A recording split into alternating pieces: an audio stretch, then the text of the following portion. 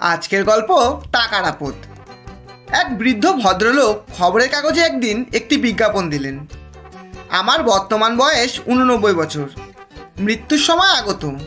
আমার 5 কোটি টাকা আছে। আমার কোনো উত্তরাধিকারী নেই। এই টাকাটি আমি 4 প্রকার লোকের মধ্যে সমান ভাগে বন্টন করে দিতে চাই। 1. শত নির্লোভ 25%। 2. শত লোভী 25%। 3. অশত নির্লোভ 25%। 4. অশত লোভী 25%। প্রমাণসহ আগ্রহী ব্যক্তিদের সুভাষ প্রাথমিক বিদ্যাপীঠের মাঠে উপস্থিত হতে বলা হচ্ছে। 1 নং ব্যক্তিরা ডান হাত তুলে, 2 নং ব্যক্তিরা ডান পা তুলে, 3 নং ব্যক্তিরা বাঁ হাত তুলে ও 4 নং ব্যক্তিরা বাঁ পা তুলে উপস্থিত হবেন 10ই জুলাই মঙ্গলবার বিকাল 4 ঘটিকায়। এরপর 10ই জুলাই সুভাষ বিদ্যালয়ের মাঠে কয়েক হাজার লোক উপস্থিত হতে দেখা গেল। তবে সকলেরই ডান হাত তোলা।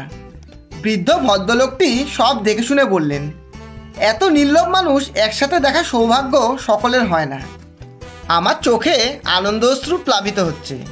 তবে কি না কথাটা হলো, নির্লোভ মানুষ টাকা নিতে আসবে কেন? আমি লোভীদেরই টাকাটা দেব স্থির করেছি। যারা ওই জাতীয় তাদের 2 হাত তুলতে অনুরোধ করছি। দেখা গেল সিংহভাগ লোক চটজলদি 2 হাত তুলে ফেলল। বৃদ্ধ ভদ্রলোক হেসে বললেন, 2 হাত তোলা চোখ পাল্টি করা মিথ্যুকেরা বাড়ি যান। আর যে গুটি কয় ব্যক্তি চক্ষু লজ্জার খাতিরে 2 হাত তুলতে পারেননি, তাদের জানাই অপরের টাকায় লোভ ভালো নয়। আর সত্যি কথা বলতে কি, আমার 5 কোটি তো দূরস্থান, 10,000 টাকাও নেই।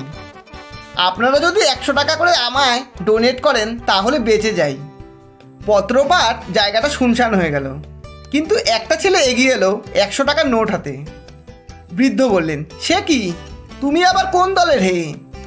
ছেলেটি বলল, দাদু, যেখানে ভিড় সেটাই আমার কর্মস্থল। আমি পকেট মার।